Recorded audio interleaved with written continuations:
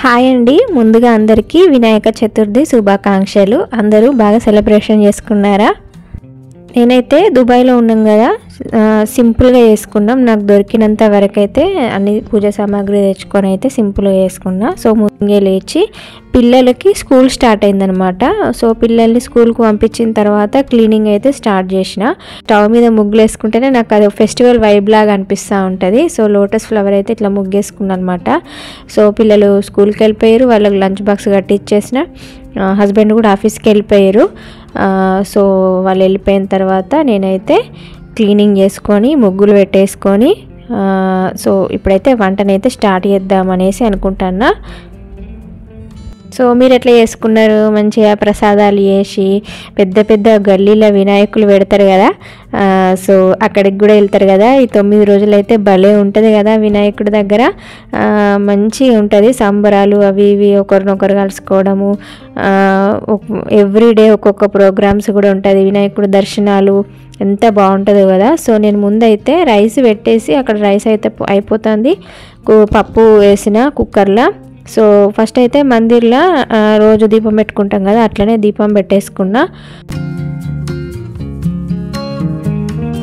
తర్వాత కొంచెం గోధుమ పిండి తడుపుకొని పాల తాలికలు, మా సైడ్ అయితే తెలంగాణలో పాశం అంటాం మేము.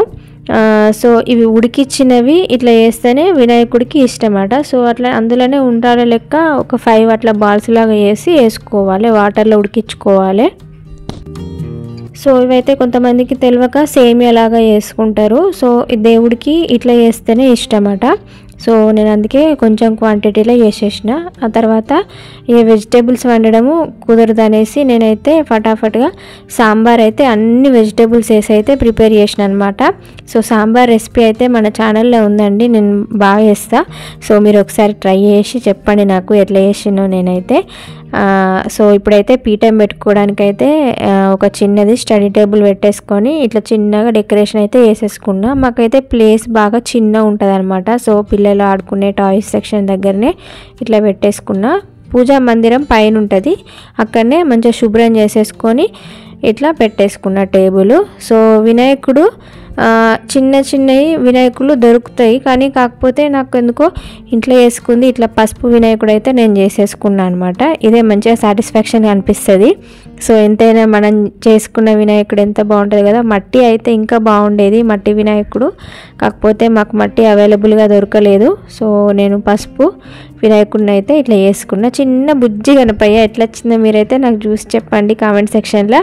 సో ఒక చిన్న అరిటాకు తీసుకున్నా. సో అరిటాకు తీసుకున్న తర్వాత కొంచెం పసుపు కుంకుమ కొన్ని బియ్యం వేసి ఆ వినాయకుడిని అయితే అక్కడ పెట్టేసుకున్నాను అనమాట. సో ఇంకా ఈ ఆర్డర్ పెట్టేసుకున్నా, మా హస్బెండ్ ఆర్డర్ పెట్టిరు ఫ్రూట్స్ అన్నీ. సో ఇట్లా చిన్న కంకులు, అరటిపళ్ళు, దానిమ్మ, యాపిల్స్, కొబ్బరికాయ, పసుపు, కుంకుమ, అక్షంతలు అన్నీ రెడీ పెట్టేసుకున్నా. నాకు ఇట్లా ఆకులు అంటారు కదా, 21 ఆకులు పువ్వులు అనేసి, అవైతే నాకు దొరకలేదు. పువ్వులు అయితే టెంపుల్ దగ్గరికి వెళ్తే దొరుకుతాయి, కాకపోతే మా హస్బెండ్ కొంచెం లేట్ అయింది ఆఫీస్కి వెళ్ళి రావడానికి, ఆడిటింగ్ నడుస్తుందంట. సో అందుకని నేను వెళ్ళలేకపోయినా. సో నెక్స్ట్ టైం మంచిగా టెంపుల్కి వెళ్ళి దర్శనం చేసుకుందాము. మనము ఎంత శ్రద్ధతోటి చేస్తాము అన్నది ఇంపార్టెంట్ కదా. సో ఇక్కడనైతే నేను లైటర్ తోటి దీపం వెలిగిస్తానని ఏమనుకోకండి, ఎందుకంటే నాకు ఇక్కడ అగ్గిపెట్టెలు దొరకలేదు. సో లైటర్ తోటే అగరబత్తులు వెలిగించుకున్నా. ఇట్లనైతే సింపుల్గా పూజ అయితే చేసుకున్నా అనమాట. మొబైల్లో పూజ పెట్టేసుకొని శ్లోకాలు పెట్టేసుకొని ఇట్లా పూజ చేసుకున్నా. సో బియ్యపిండితోటి అయితే ఇట్లా డోర్స్కి చిన్నగా దేవుని పీఠం దగ్గరనైతే ఇట్లా గుండాలు లెక్క వేస్తారనమాట వినాయకుని పాదాలు. మా ఇంటి దగ్గరనైతే పెద్ద గేట్ నుంచి వెళ్ళి ఇంటి లోపల దాకా లైన్కి ఇట్లా ప్రమిద గుండాలు వేసేవాళ్ళం అనమాట బియ్యపిండితోటి.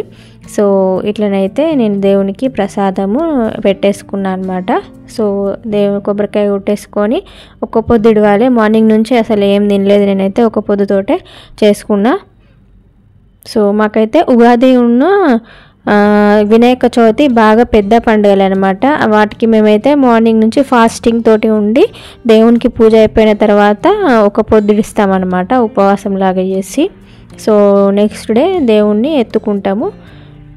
ఇంకా మా అమ్మ వాళ్ళు మా అత్తమ్మ వాళ్ళు అయితే బాగా గ్రాండ్గా చేస్తూ ఉంటారు. ఇక్కడ అన్నీ అవైలబుల్గా ఉంటాయి కదా. సో నాకు దొరికినంత వరకు ఇట్లా సింపుల్గానే అయితే నేను చేసేసుకున్నా. సో ఇట్లనైతే దుబాయ్లో నేను సింపుల్గా వినాయక చతుర్థి అయితే సెలబ్రేషన్ చేసుకున్నా. ఏమైనా తప్పులు ఉంటే ఇగ్నోర్ చేయండి. Please like, share and subscribe. Thanks for watching. By by.